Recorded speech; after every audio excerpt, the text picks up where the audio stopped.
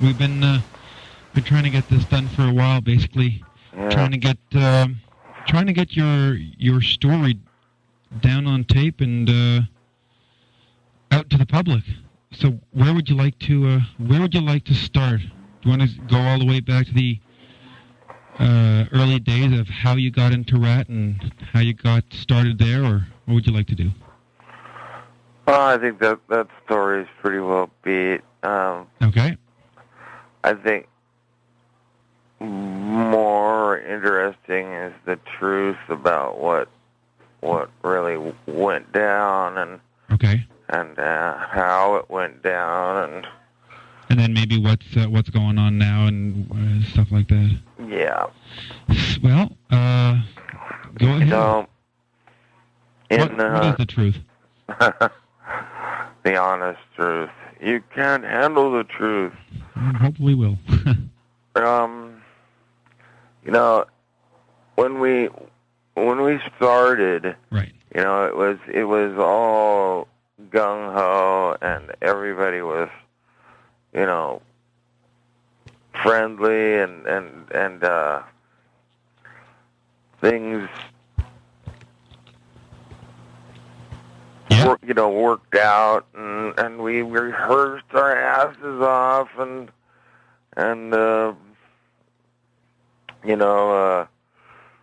we did the Out of the Cellar tour, right? And that was about, Jesus, I think we did some kind of incredible 320 shows in 14 months. Wow, that's a lot of work. I mean, it was a real burnout. You know, I mean, it was great and it was fun, but we didn't know any different. You know, right. we didn't have anything to compare it to. We just thought, we're on tour, and little did we know that we were being worked too hard, and that was, our fault too, because we were digging it, but I mean, just physically and everything. There's only so much you can take, and it didn't even begin to phase us at that point. But when we got home, we took a little bit of time off, not much, and then we went to Maui, the whole band, and everybody got their own little room, or what do you want to call it, a condo kind of thing, with kitchens, and I don't know, that was kind of,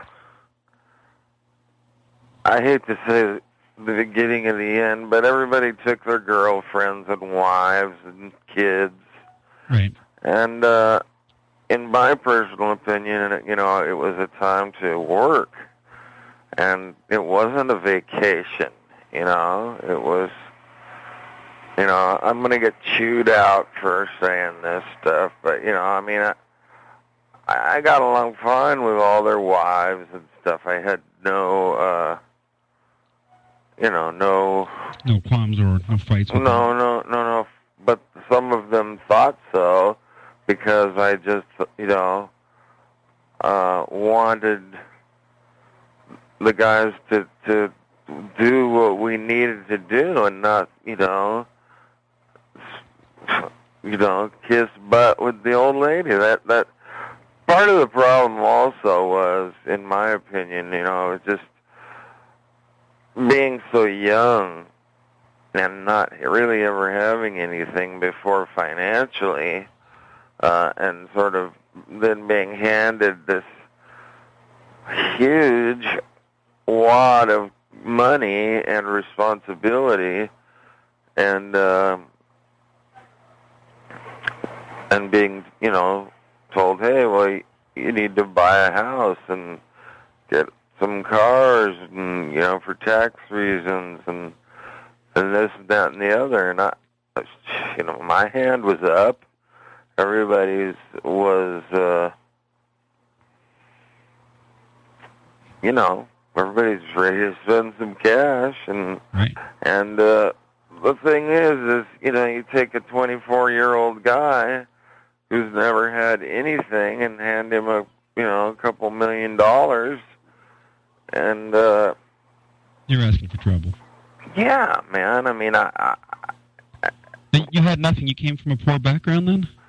not poor, but you know, we all lived together in a 1-bedroom apartment, Okay. Basically. And then, I moved out with Nicky from Motley. I lived with him for a couple of years, and There's a picture of you and Nicky in their new Motley Crue book, actually. Oh, yeah? Yeah. Out in Maui. Go figure. In Maui? Or in no. Oh, it's in Martinique. Oh, yeah, something like that, yeah. Yeah. Okay, so you moved out with Nicky? Yeah, and for a few years, and let's see, where was I with the band, though?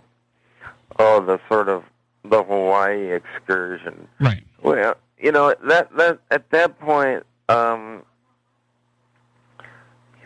everybody was kind of doing their own thing already. It was like we were supposed to go and write together and stuff, but like Warren had his wife who he hadn't seen in months, and a new baby, and Juan, same thing, and Steven, let's see, he had his own place, but he didn't have I think he might have taken a girlfriend with him or something. I'm not really sure, because I remember feeling really alone, because not only did I not get a place in their complex, because there wasn't another one, so I got one down the road, not walking distance, but, needed a car. Well, nobody ever came over to my place, and who sent you to Hawaii? Was it the record company or was it a band decision? No, it was a band decision. We all wanted to,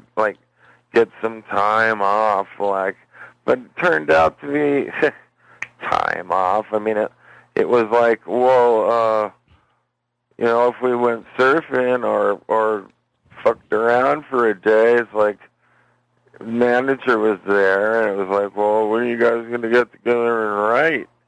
And get together and writing was, somebody'd come up with a riff, Warren come up with a riff, and I'd kind of turn it into a tune with Steven.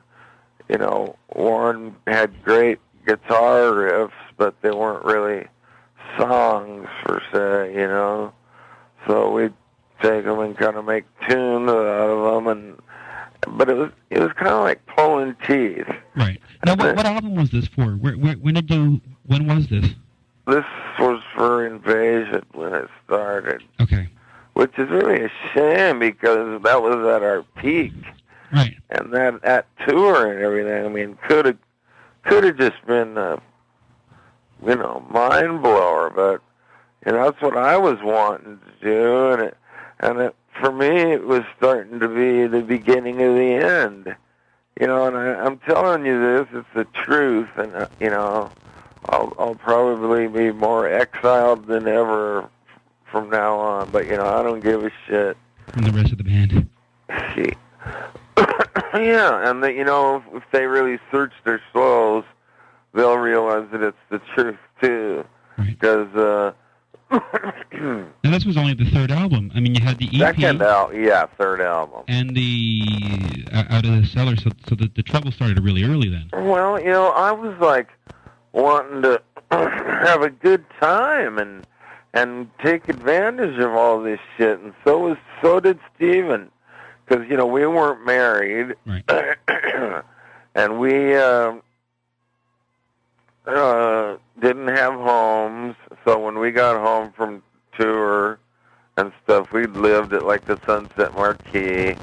The guys from Def Leppard were staying there, for a few months, and we were there, and Rodney Dangerfield was my neighbor, and I couldn't have been happier.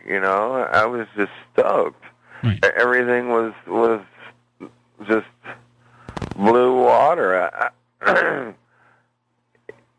To me, it was, everything my childhood dream had come true. I had,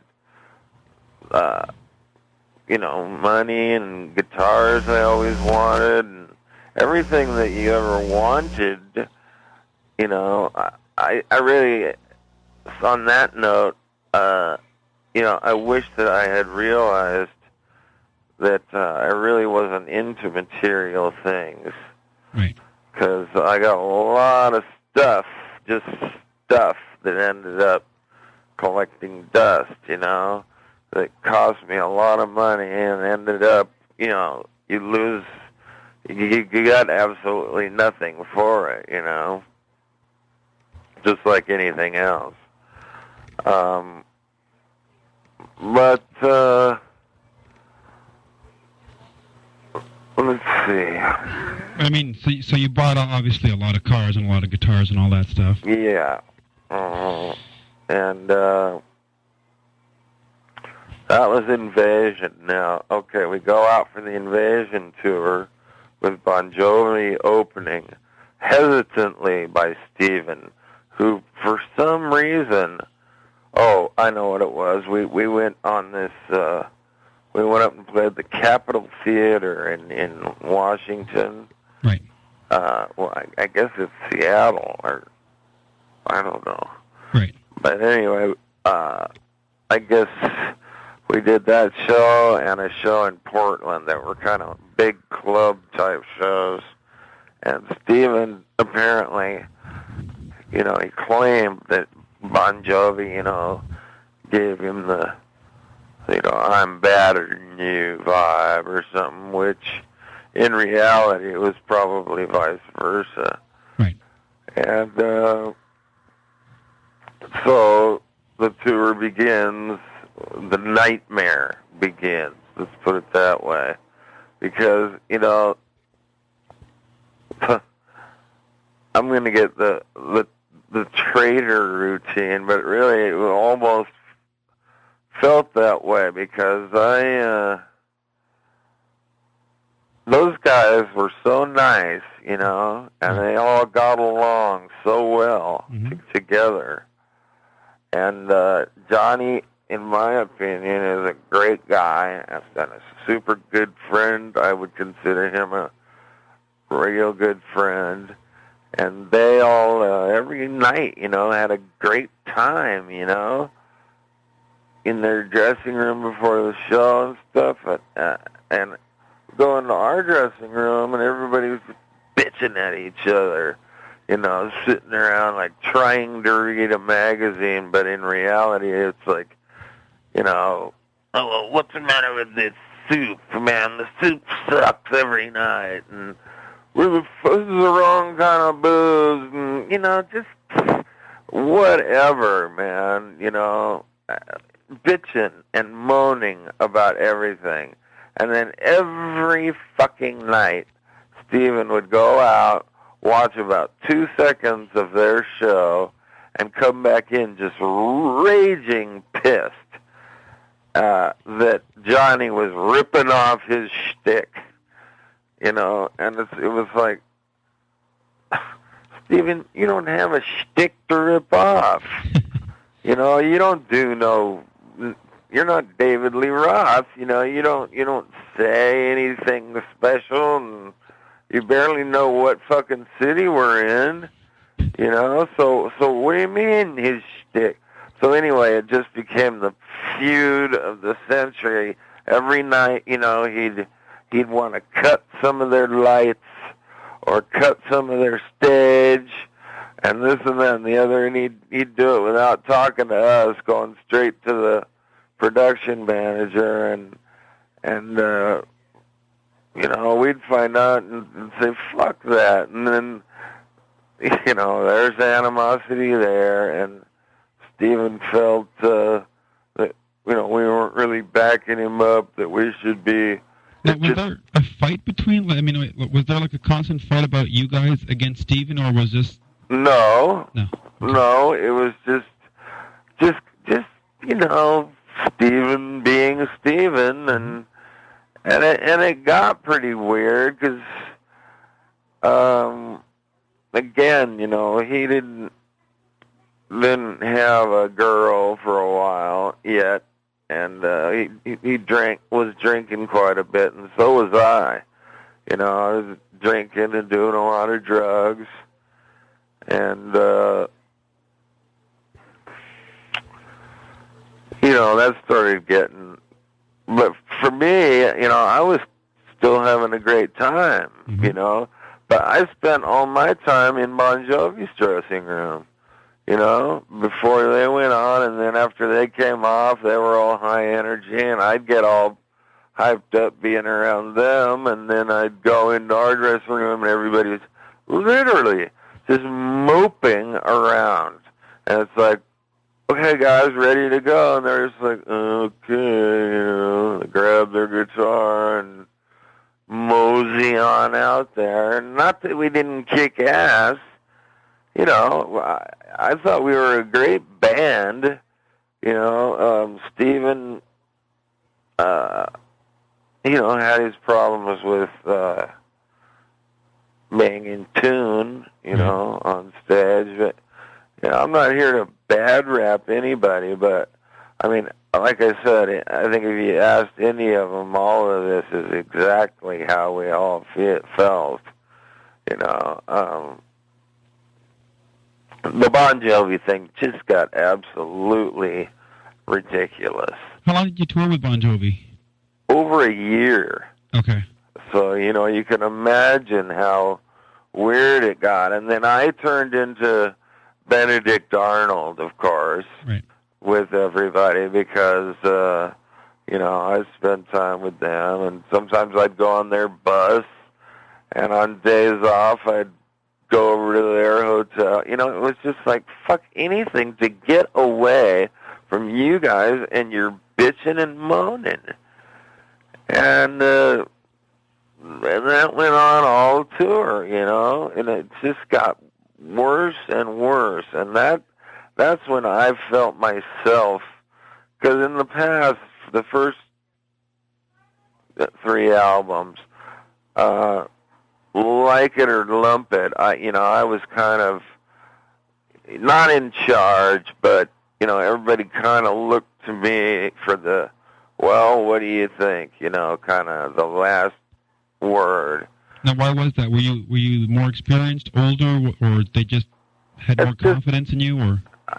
I don't know. I really don't know. It's because I was a little bit more mature, I think. All they knew how to do was kind of kid around and. Now, were you the oldest in the band? No, not by any means. Okay, so they just trusted you then. Kinda, yeah.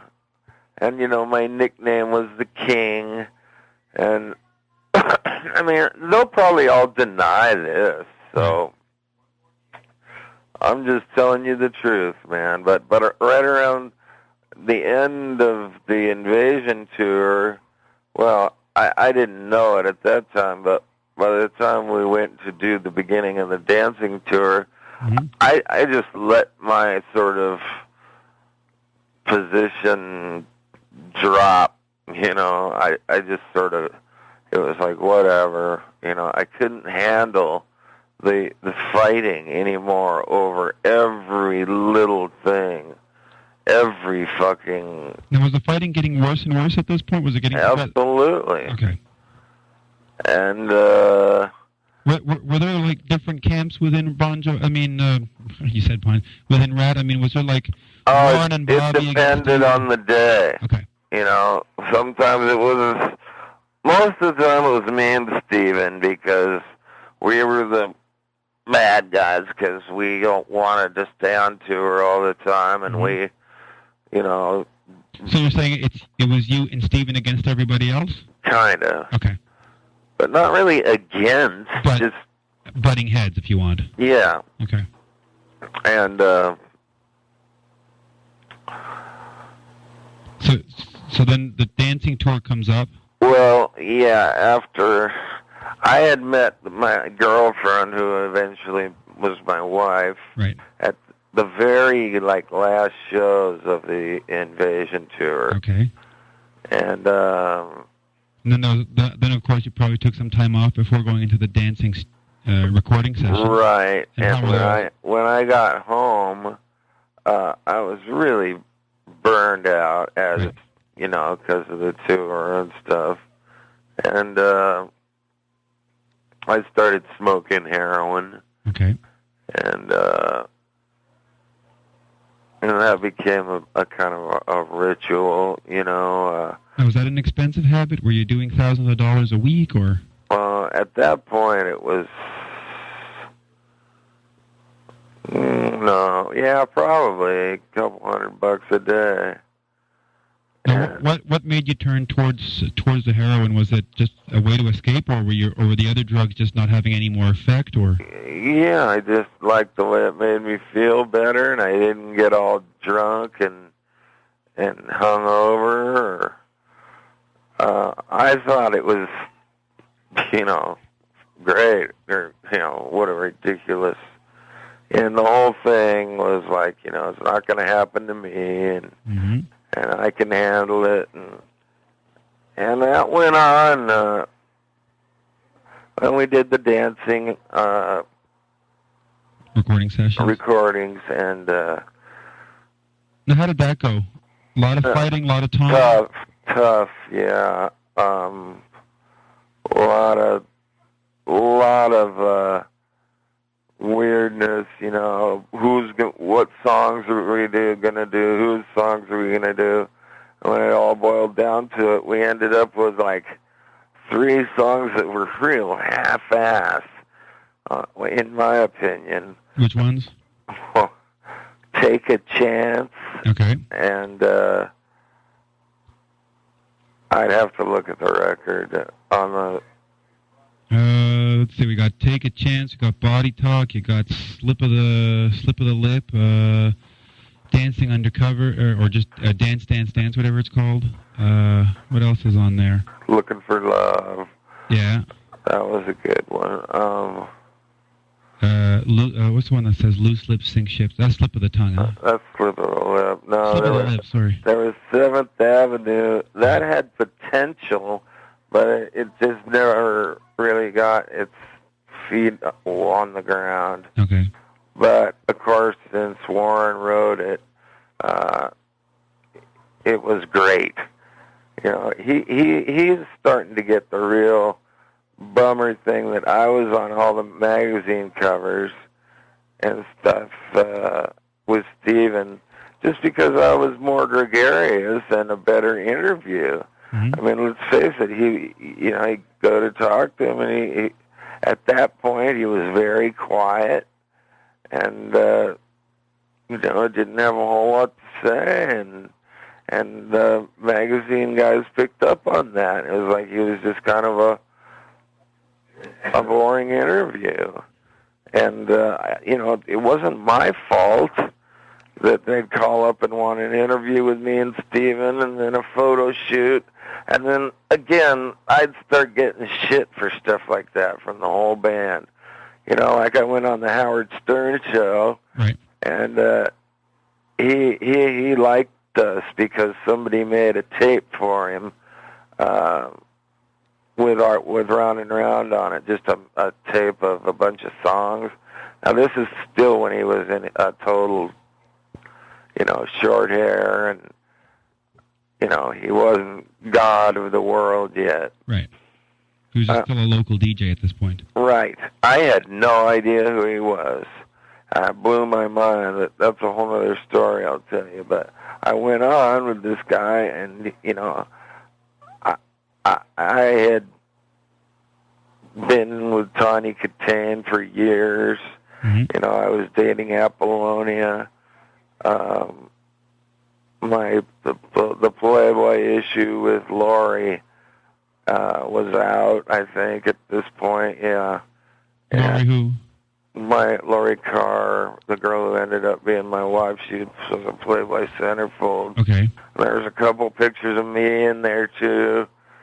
And that's what he wanted to talk about, Right. And we he didn't know anything about the band. He liked the tune, and I just Steven was with me, and he was just like what he wanted to talk about. That's all I can say. So I get back. Actually, I went around and did interviews all over New York and Jersey that day. Must have done at least 20 stations. And everybody was like, yeah, I heard you on Stern this morning, man. That was great. And I was like, this is Stern, the guy. Later did I find out, But he was perfectly nice, and we got along fine.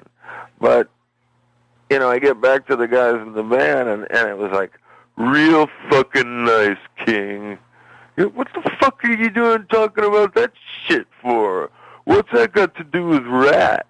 So for like days, it was just like, when they'd see me. I mean, that was the headset. So get yourself into that headset, and you can pretty much see where the band was at. You know what I mean? Yeah. It was like ridiculous. Anything I do, I'd fly ahead of the band a lot of the time because nobody wanted to go and do a radio interview because they were up partying all night or something. Or so was I, but I'd get up and fly ahead and go do interviews, and that happened a lot of times. And nobody, never once got a thank you. It was always just, fucking King. They just thought I wanted... all the attention. Yeah, and all I was trying to do is help the band. That was, if you'll read anything I ever said, it was, I lied through my teeth. I was like, we're the best of friends, and in a lot of ways, that's what I dreamed of. I mean, I grew up with Warren. He was like, I played at his 9th grade graduation before he ever picked up a guitar. I mean, it broke my heart, literally, the whole fucking thing. So now we're getting to Dancing Undercover, which was a big difference tour-wise. Right. The people weren't as, although we were still doing big crowds,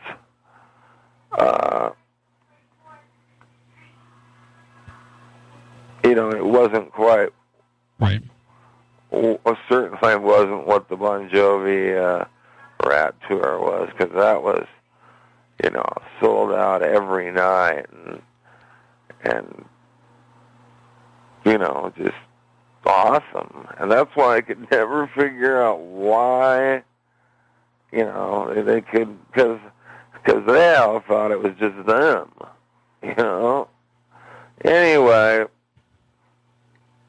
We're on the dancing tour now. Right, and that was just kind of a wash, really. And nobody was really, now we have Poison with us. Now we have the same thing going on.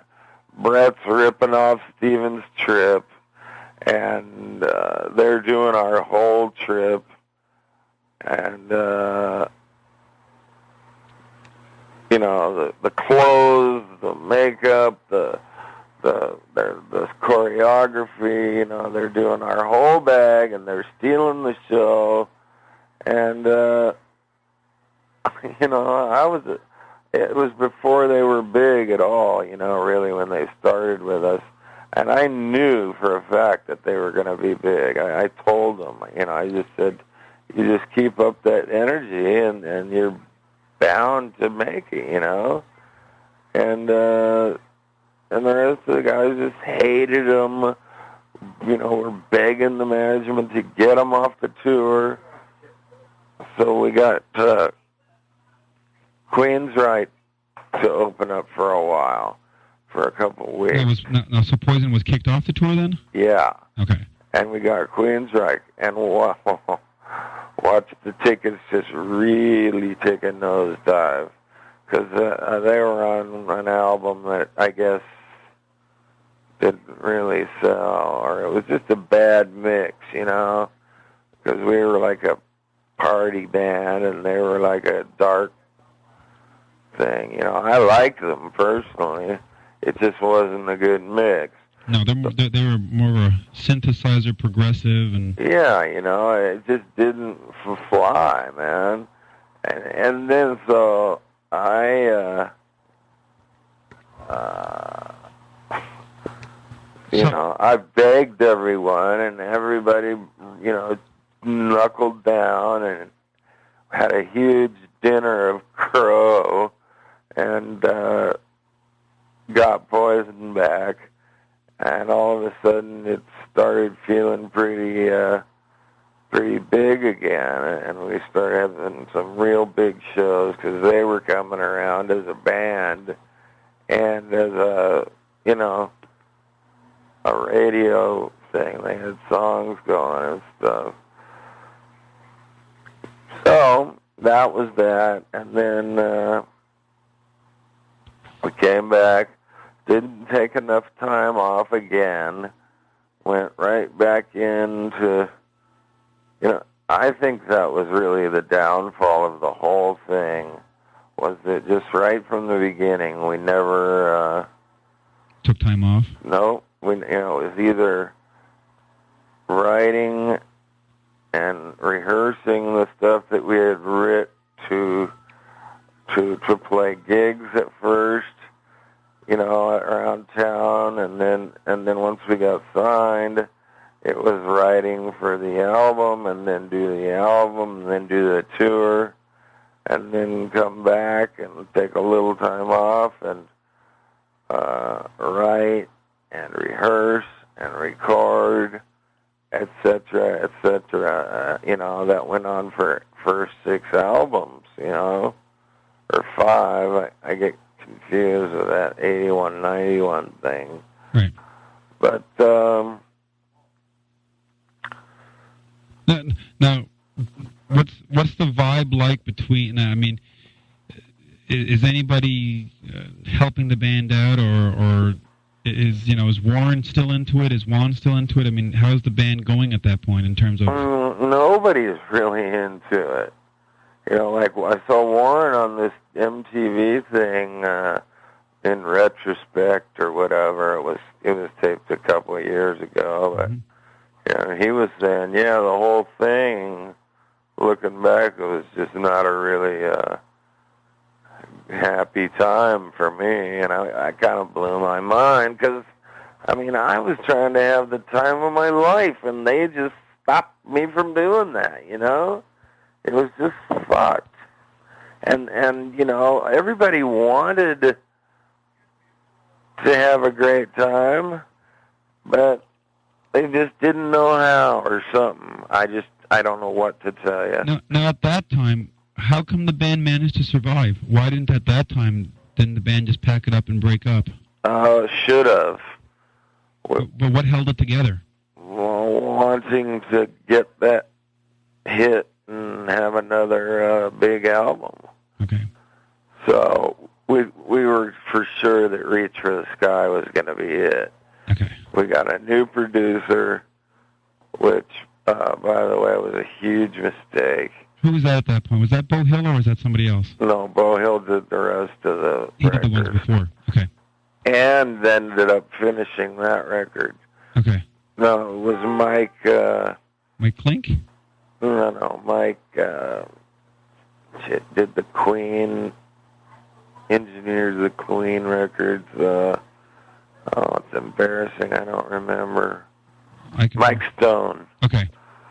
And some Australian engineer that I don't remember. But we got started at A&M Studios and started getting really good drum sounds and great guitar tones, and started going, and had a real meltdown with all of a sudden we could not get the bass to tune to the tracks. Okay. And everybody's blaming it on Juan, and we had every bass in L.A. down there. We had borrowed from all the shops, and I don't know what was going on. I really don't. But I'll tell you this, there was so much fucking coke getting shoved up everybody's heads, producers included. It was just crazy. And we had, that was the first time that we actually had a year off, but it was a whole year of recording this fucking record. And then finally, Atlantic wanted to hear some demos, and immediately fired Mike Stone and brought Bo Hill back in to salvage the tapes, because he just, he figured that Bo was the answer to the band, What was wrong with the tapes? I mean, why were they so bad? The sounds were great. Okay. The band was great, but Steven,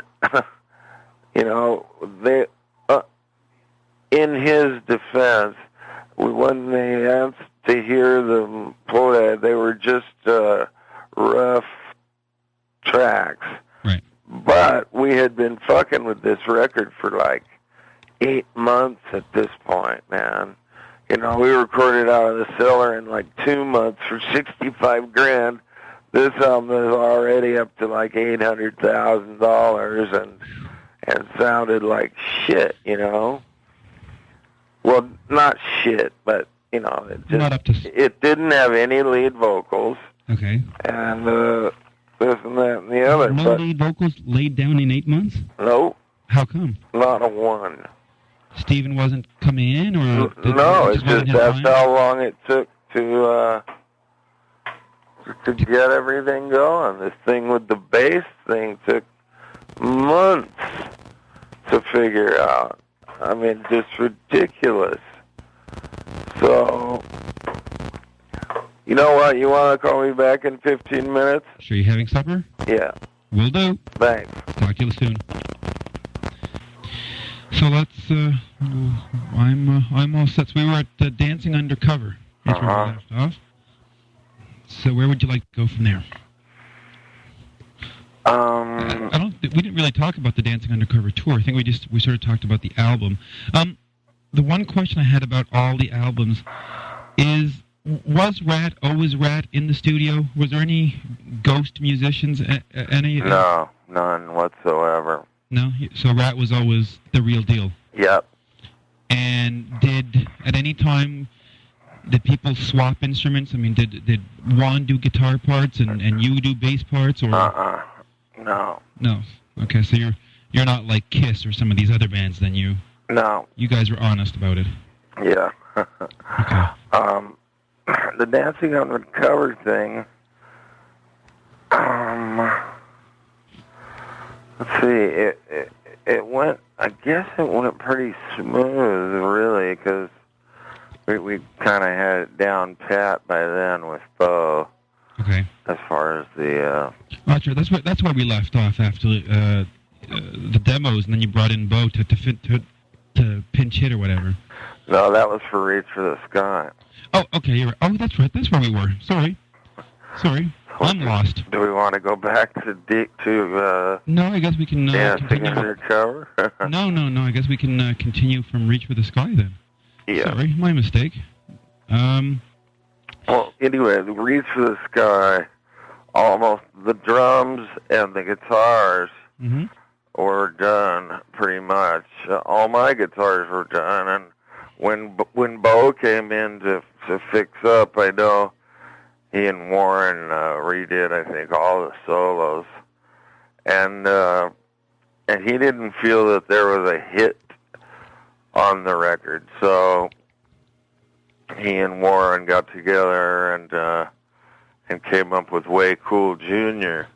That's why Bo has a writing credit, right, which you don't see much on RATT albums, as we were just mentioning. Okay. However,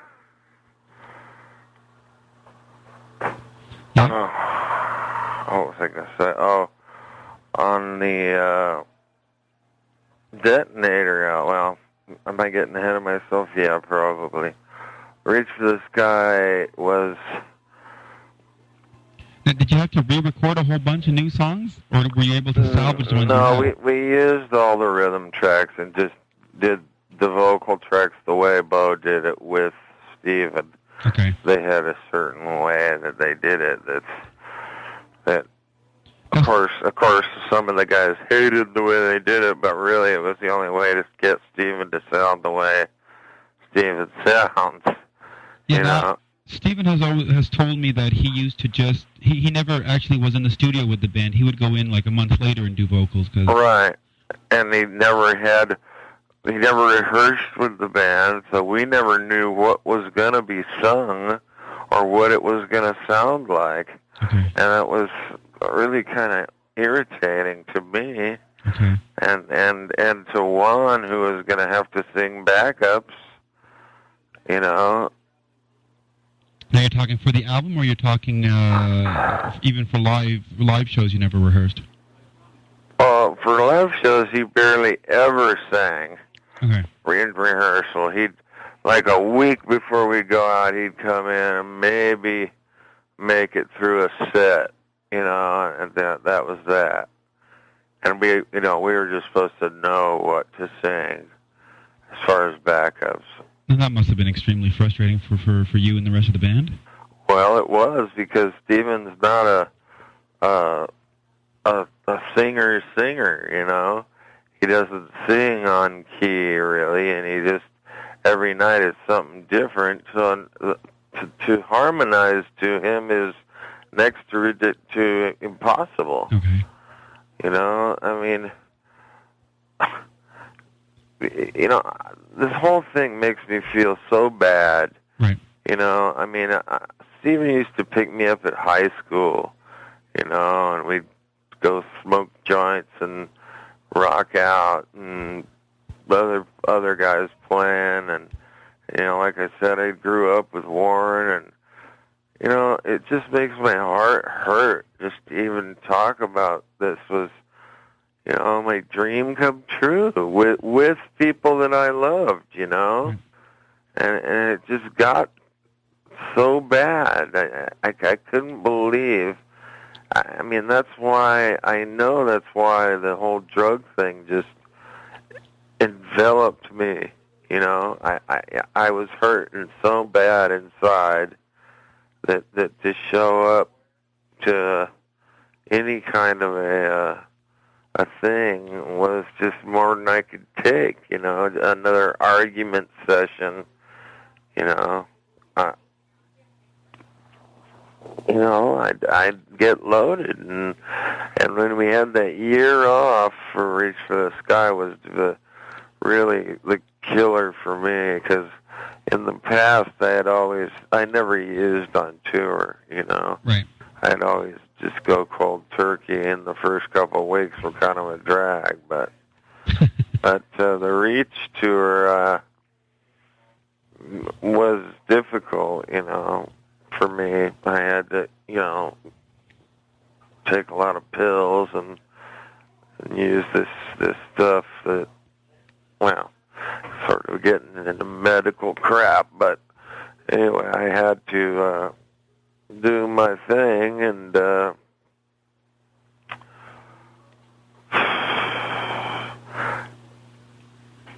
then let's see. Who was that tour with, and how?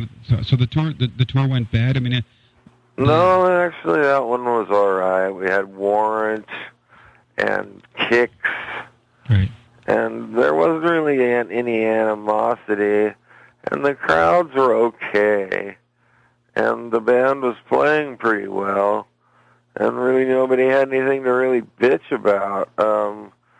I love that record. I like the music on it. It seemed more RATT to me than some of the stuff like Detonator. Of course, I had little or nothing to do with that record.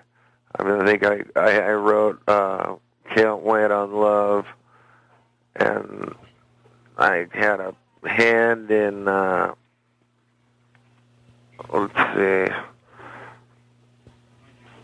one of the other ones. But due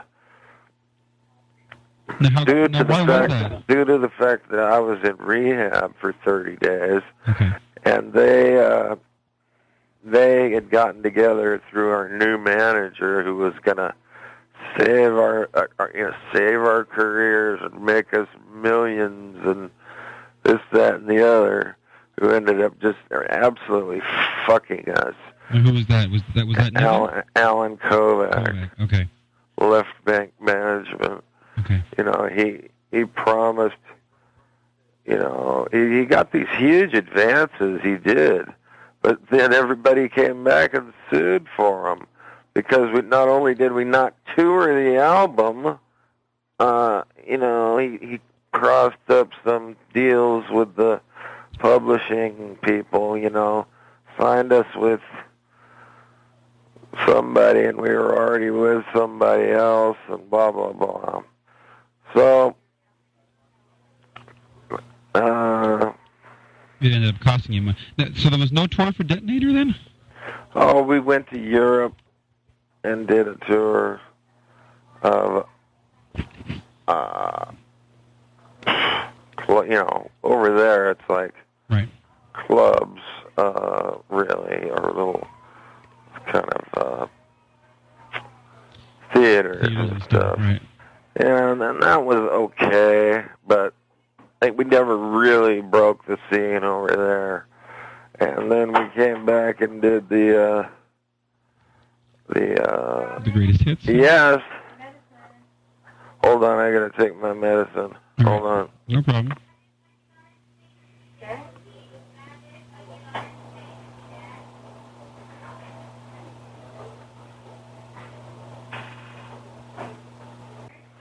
All right. So we're jumping around here a little bit. Right. So we finished. Race for the Sky got bad for me because I got real strung out because we had all that time off. Right. Plus, there was a lot of animosity. Plus, everybody was doing their family thing, and you know, we sort of drifted apart. And everybody was,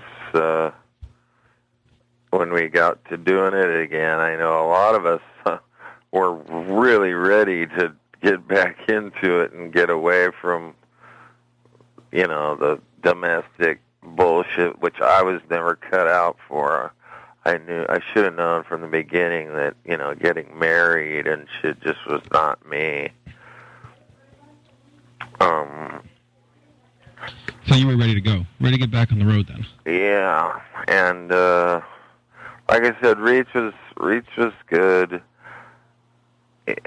I can't really remember it being a bummer at all, except that crowds were good in big markets and not so good in middle and small markets.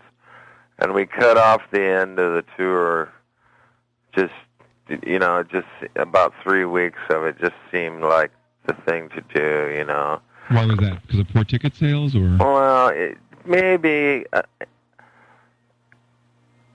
more we were just burned out. Okay. And it wasn't just happening, you know, and just seemed like the smart thing to do rather than just burn us into the ground. You know, we weren't going to make a fortune by doing it, so we did it, and we were all real happy about that, I know, because the gigs coming up were nothing real, impressive or whatever. Yeah. They were small. Which never really mattered to me, because a lot of the smaller, you know, clubs, towns and stuff were a lot of time the best gigs, you know. I always felt. Okay. You know, whereas a lot of the guys, you know, if we weren't doing Madison Square Garden during the Forum, it was just like, they'd just go out there with a half-ass attitude. But I always sort of tried to give it my all, you know. You know, you get fan mail, and it's surprising, you know. We're from Bug Tussle, Arkansas, and we drove 3 hours to see you guys, and you kicked our ass, you know. Right. That makes you feel so good, you know. I'm getting incredible email stuff on the computer right now because I just released the thing. Well, we'll get to that. Okay. Sorry.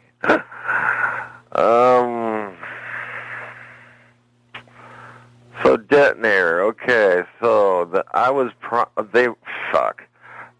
Kovac brings in Desmond Child because look what he did with Bon Jovi and Aerosmith. Well, shit, he talked to Bon Jovi and Aerosmith about it after it was said and done, and they went, "Oh God, what a nightmare!" You know. Not only does he just throw in a word here and there and then demand 30% of the publishing, which is what he did with us. I mean, and that album to me is so un-RATT. It's just, I don't know. I'm only on it, 2 songs are mine only. Maybe I have animosity about it because. But you did play on it, right? Yeah, but you know, I was promised that when I got out of the hospital, you know, my stuff would be heard and you know, we'd all be given a fair shake and by the time I got out and got down there to do that, it was like, well, we've pretty much got the songs figured out, you know. So I got Can't Wait on Love on there, and that was pretty much it, and that hurt my feelings badly. And also really hurt my feelings that when I was in rehab, nobody came to visit me, not once. None of the band members bothered dropping by? Nope, and it was right in between all of their houses and going to Hollywood at the time. I think Warren came by once with Desmond, which was obviously a forced maneuver by the management, you know. Right. Because Desmond and I never... clicked. No. He was a bit too much for me. So that album and tour was just, you know, I wasn't into the music. I didn't even have practically practice and learn the damn songs, you know, for the tour. Just wasn't their music to me. It just didn't sound like us. It wasn't us. You know, Diane Warren and Desmond Child on every song and all these goofy lyrics. You know, I don't know. It just really bummed me out. It was so hard rock or something, you know. Well, it was a very pop album. Yeah, that just, to me at the time, not only was the writing on the wall that you know, Soundgarden and Pearl Jam and this and that were, the new bands were sounding harder, and Metallica was getting bigger and bigger, and it was like, I was always into heavier rock than we ever really did. And to me, it was like, you know, like I said, the writing was on the wall. I was like, you guys, I wanted to just totally shit-can the whole Desmond thing and you know, go harder style, you know, the real RATT sound, like the EP. I mean, that's RATT to me. Right. Kicking ass, you know, that was live. The band playing live and then Steven overdubbing, you know? And then we do the backups. But other than that, that was a fucking live record. And that was the band, you know? All the records after that just got more posh and more expensive and, you know. Polished up. In my opinion, that you want to hear RATT, go buy the EP and listen to the 6 songs, you know. So. And then what comes after that? Then the greatest hits came out, 81, 91, I think. Yeah. And And that I didn't even.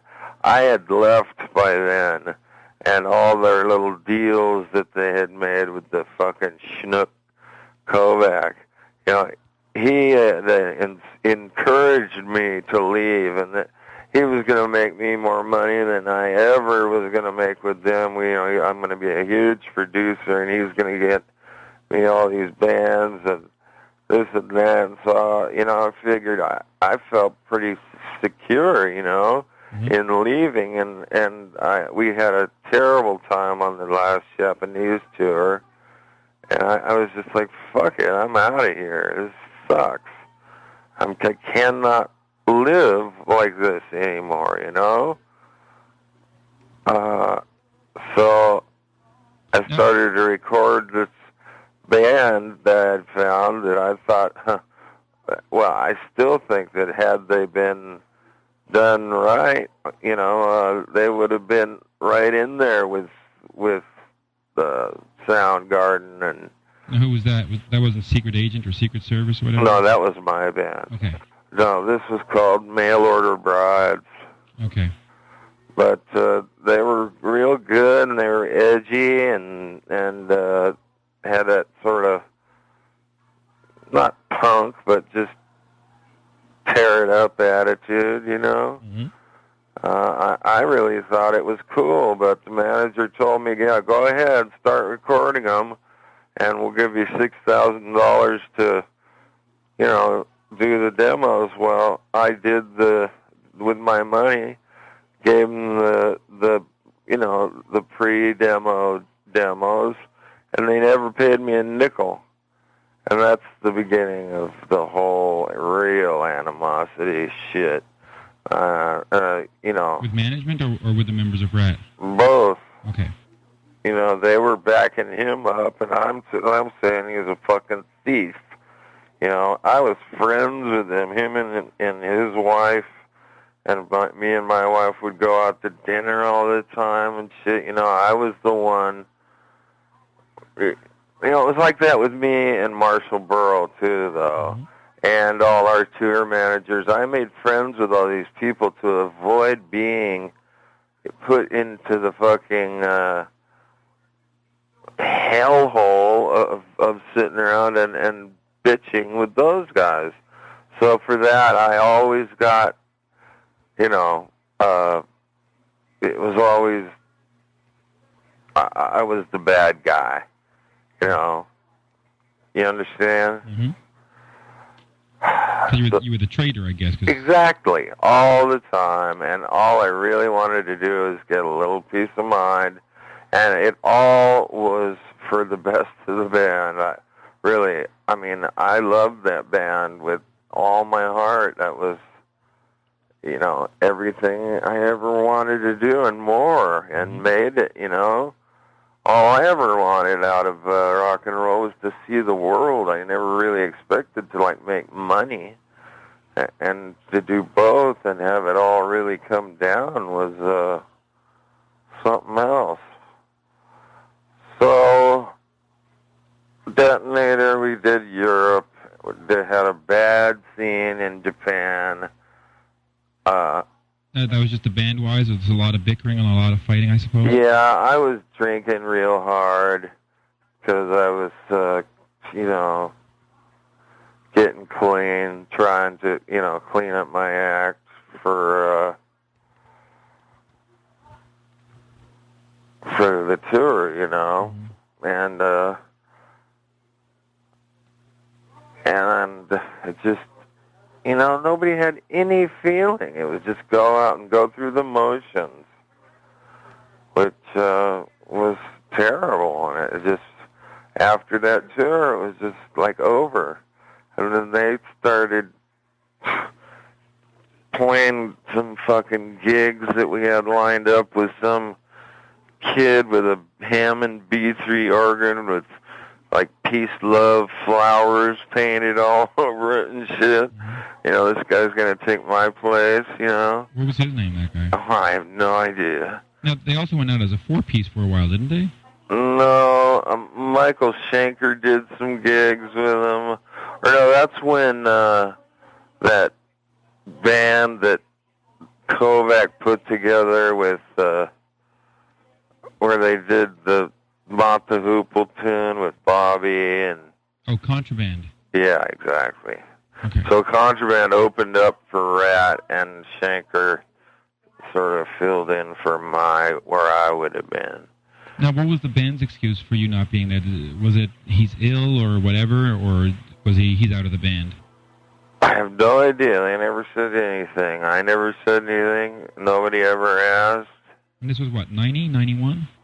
Uh-huh. Okay. I think it was 91. Okay. I don't know what they said. A bunch of lies, I'm sure.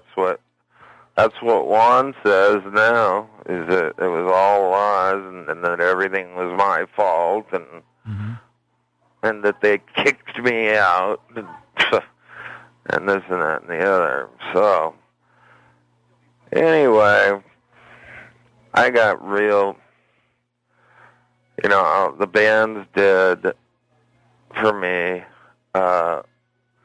I had a divorce from my wife.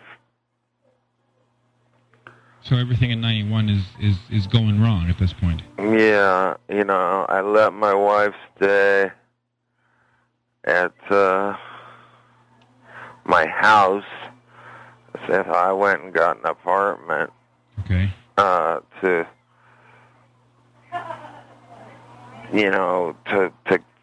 smooth things over, because the house is for sale. I figured I'd let her live there until we sold it, and then we were going to split the proceeds. Well, that never happened. So I lost out on everything, even my down money. Okay. And, I pretty much lost everything between the divorce and a huge habit. And, so you ended up broke at this point, or? Pretty much. Okay. Now, the habit's at how much now per week? Are we talking like tens of thousands, or? Oh, I don't know, thousands. A day? A week, at least. Okay. And just ridiculous, I thought I was made of money, never checked the books, because I didn't want to know. And I just let myself fall into a really bummer scene, It was just, I didn't care about anything myself, or, me and my black Labrador would just, that was us. It was us against the world. I was just on my own. I didn't really have any friends or anything. And so nobody in the band was friends with you? Steven didn't call, or Juan didn't call? No way. No way. So everybody just ignored you. You were absolutely. I was I was the bad guy. Okay. Now. So. Sorry. I got really drugged out, and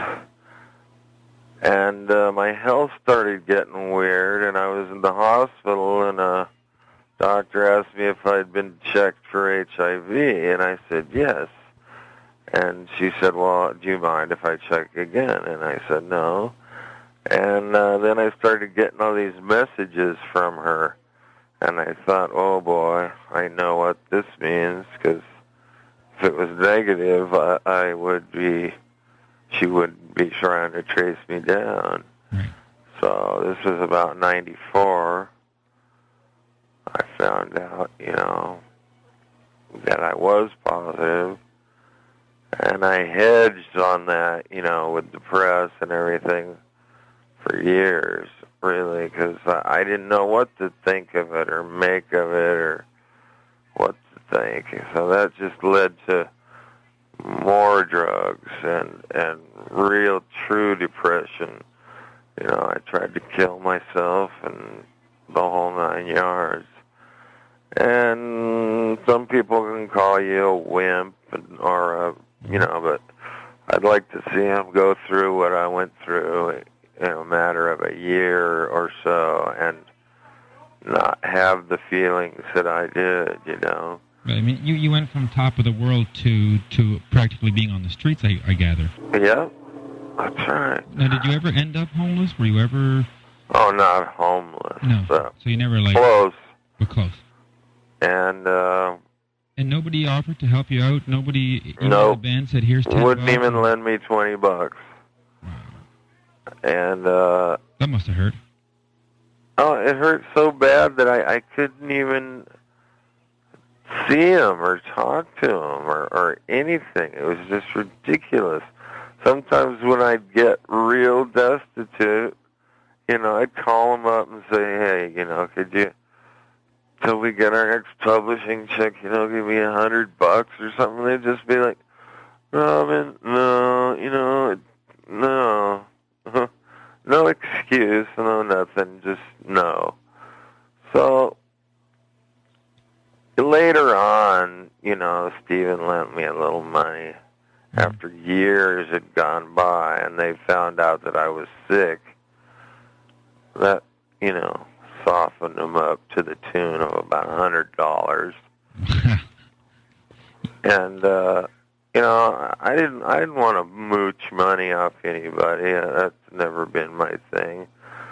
But in the last couple of years, for a long time there, I didn't want to live, or I really didn't care so much. It wasn't that I was gonna go do myself in again or anything. But I tell you, I just kind of had a rejuvenation. My dog died, or she was stolen, actually. I don't know what happened to her, but she was my best friend, and for 11 years, and that just devastated me. And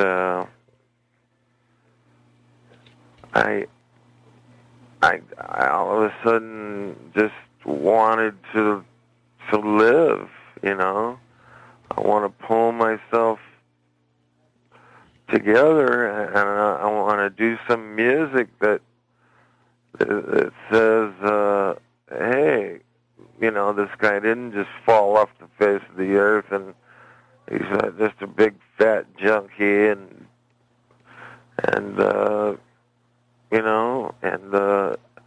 so when I get out of here, and when the material's written, Juan and I, and a lot of, I can't really use names right now because I don't have any definites, but, we probably like Nikki and Don Dokken and a lot of the old real friends that have been around forever.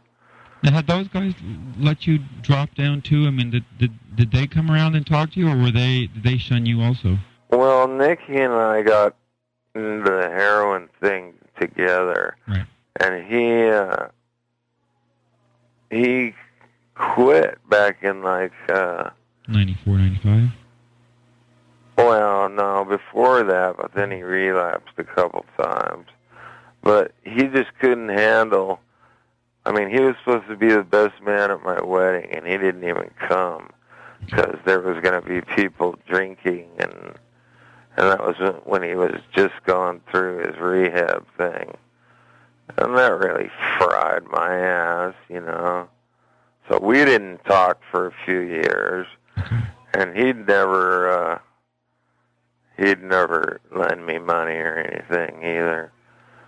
But that they didn't want me to just shoot it up my arm, I guess, But now, I put all that behind me, and I've got a lot of great music, and I think that this should be a really fun thing. Well, I think we're going to do it live on camera over the internet. Okay. And some of the proceeds are going to go to the AIDS Health Foundation. Now, has the HIV virus ever progressed to full-blown AIDS, or? Yeah. And how is? I'm trying to be I mean, how is your health right now? Are you getting better, or is it getting worse, or? Well, to be honest, I'll find out better in about a week, but basically, it's killing me. In the sense of it's killing you like terminal, or it's killing you as in just you're in a lot of pain, or? No, I've got a terminal disease that we're not sure that, antibiotics can take care of it. But I'll know better on the 18th. Now, what's coming up on the 18th that well, an MRI that will tell me whether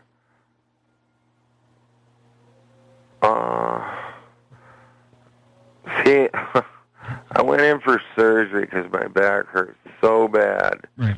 And they went right in and surged on me and got all this infectious fluid and stuff out, right? Right. And then found that my bones were not getting like oxygen underneath the infectious fluid, and it's called osteomyelitis. And after I went home for about 3 weeks, the pain got so bad, never got any better, really, after the surgery and everything.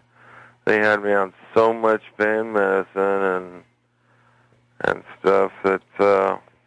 Now, you've been in and out of the hospital for what, for 7 years now?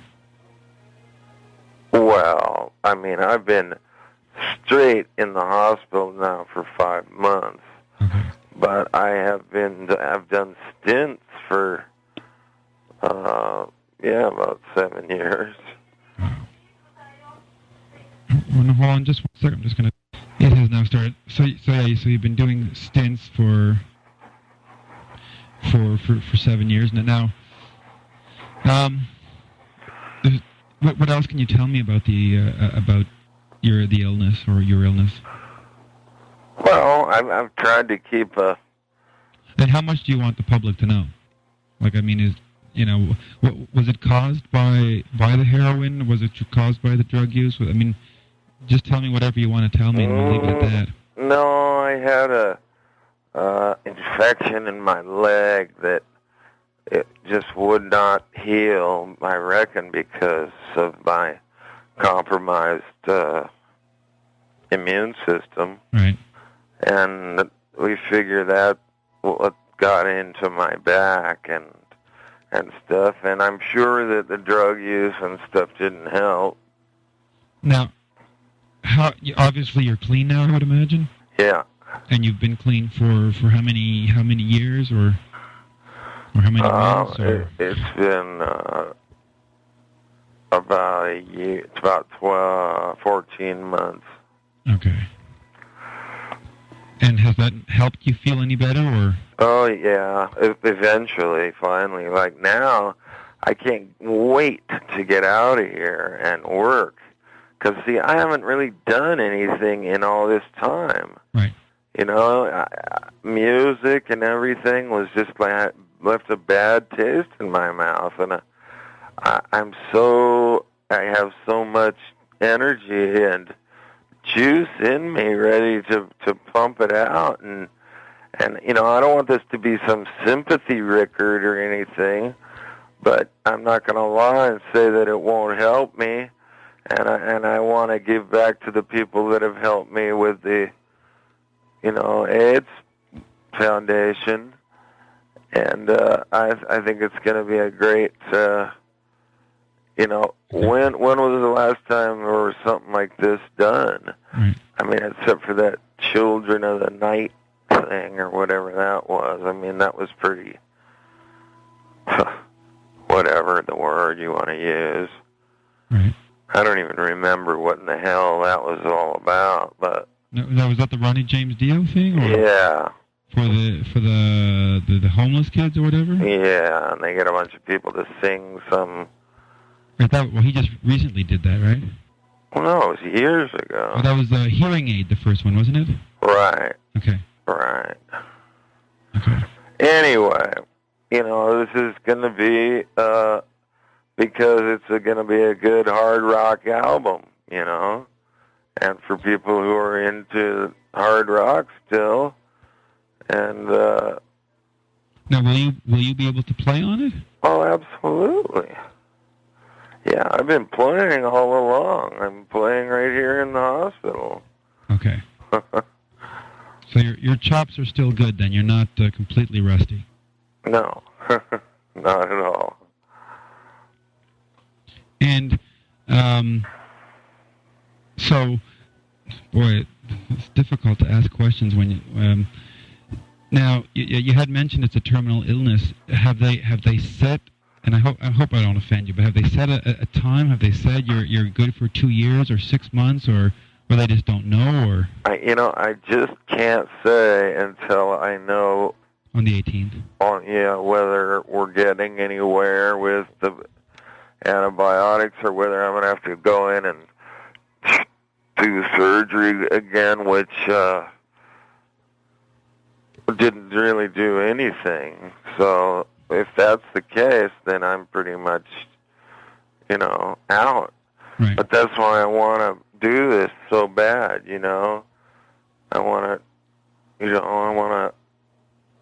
I just want people to know that I'm just not a complete loser, that I do care for them as they care for me. I mean, the amount of email and mail is just phenomenal. Now the email is going to Juan's site. Okay. And it's pretty amazing, the amount of it, and what people remember, and how much they care, and how much they remember personally about me, right? And not just the band, Now you're talking about Juan on Juan's site again, and for a while you had mentioned that nobody in the band was talking to you. So how did Juan? Well, Juan and I pretty much always talked. Okay. We talked because we never really fought. Right.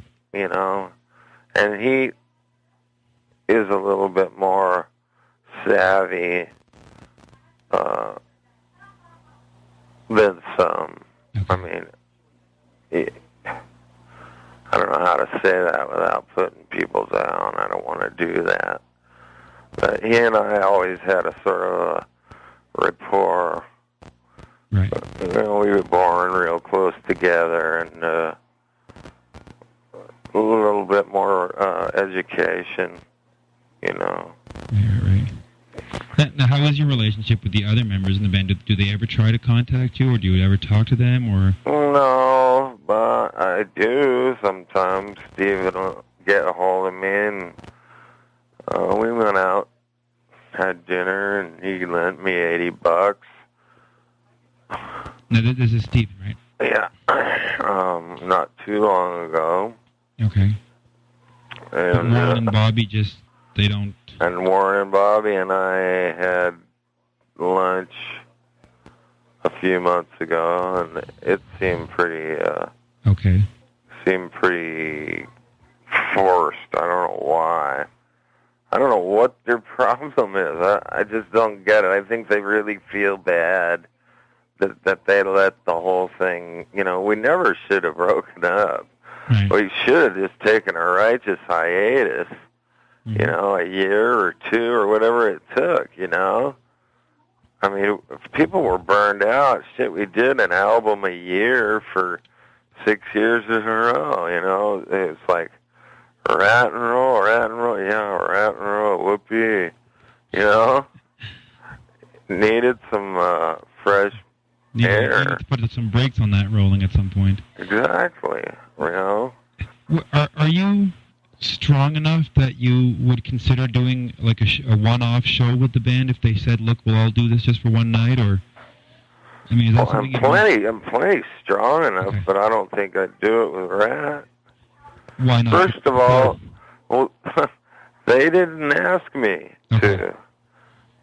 I came out from Texas. I was living in Texas. They came out with the intention that we were going to put the band together.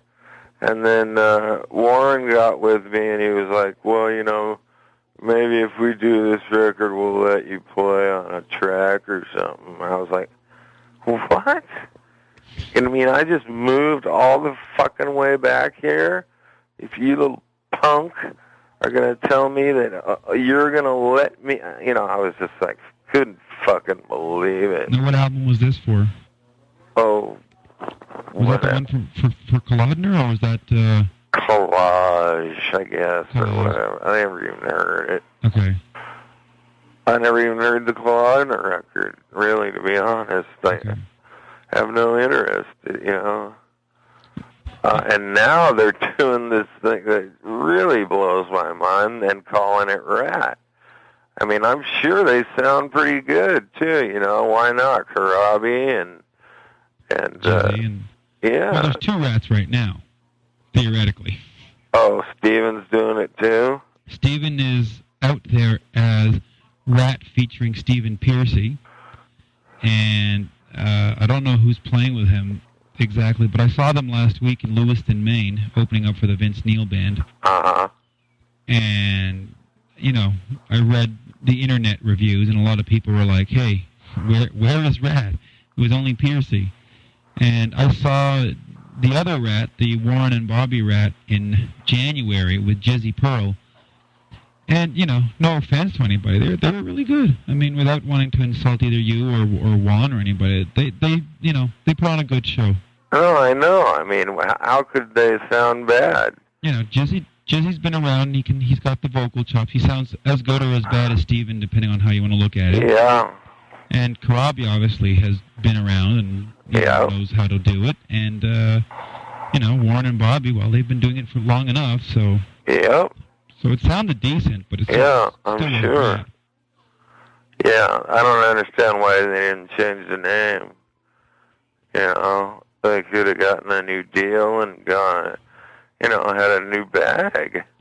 Well, I know that Collodner and Portrait had told Bobby and Warren to change the name, but from my interview with Bobby from last year, he had said, look, I invested 20 years of my life in this band, and I'm going to stay in it until I can't play anymore. That they told him that, though, when Steven was still in the band. Mm-hmm.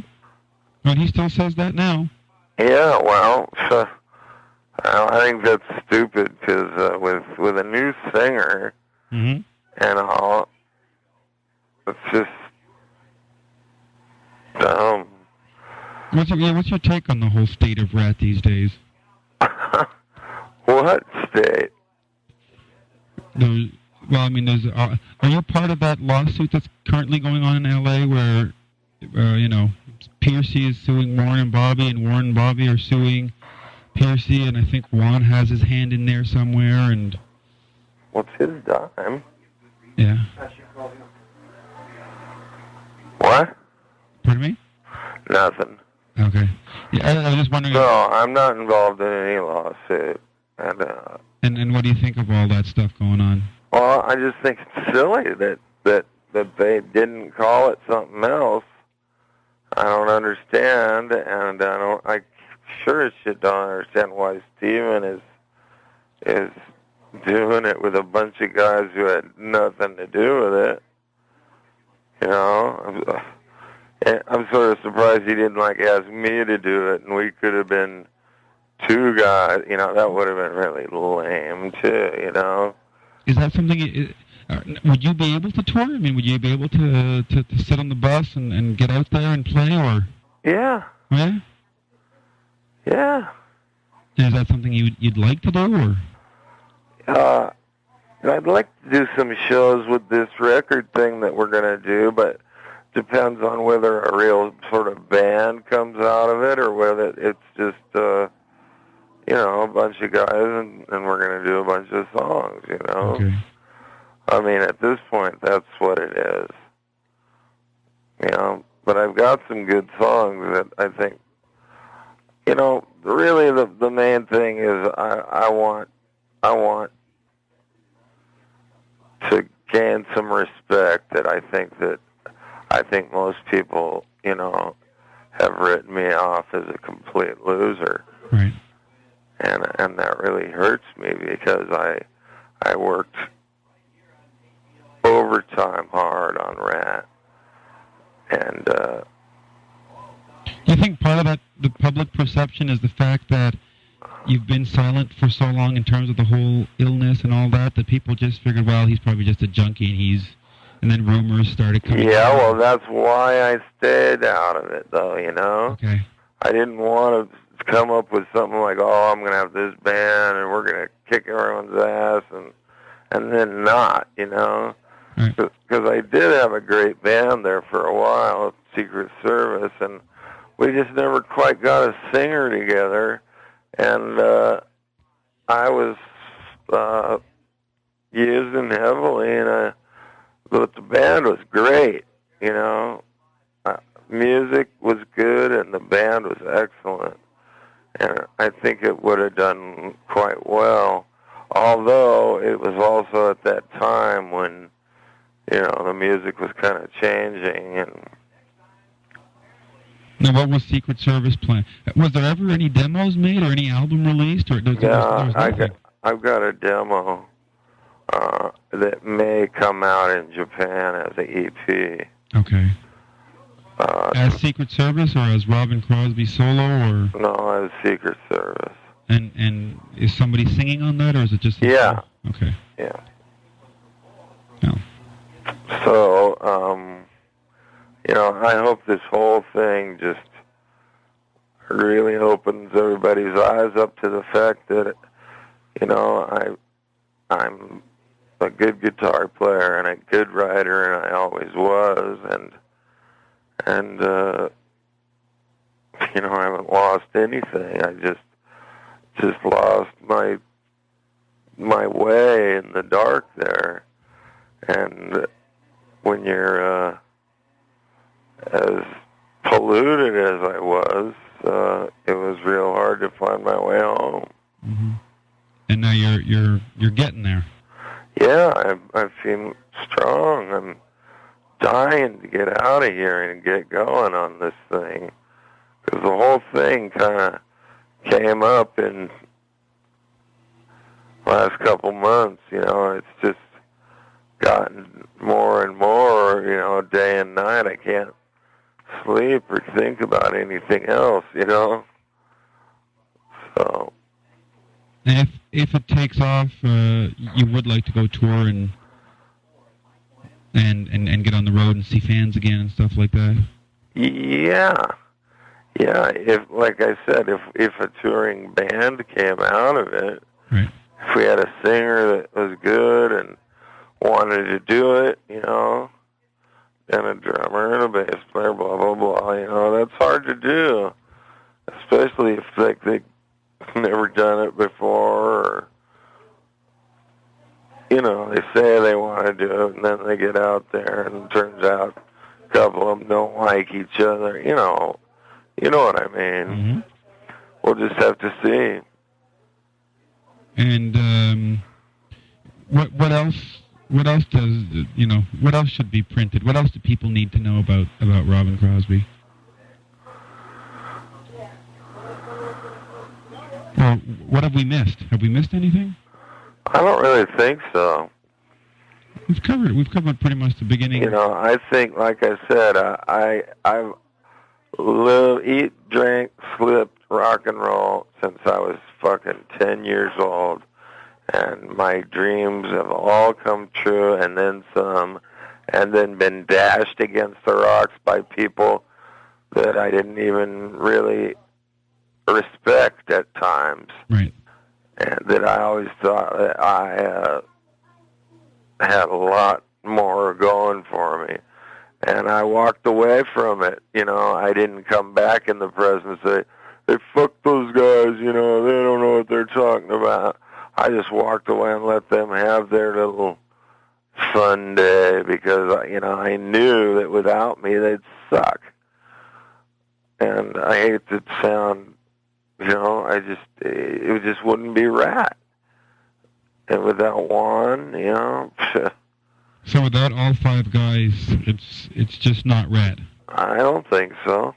But on the other hand, I think that, like Warren's band now, like I said, I'm sure they sound great. I just think it's kind of weird that they're calling it RATT. I mean, what's up with that? I don't really know. You know what I mean? It's about making money, right? To keep the name going. Yeah, well, shit. Seemed like they could have made more money by having a new band, but...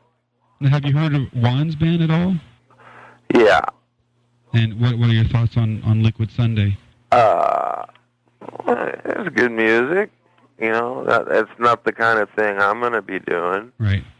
You know, I'm into much harder rock than that. I mean, that's the kind of thing Juan's always been into, is kind of pop. Okay. With a hard undertone. But that's not what I'm going to be doing with him.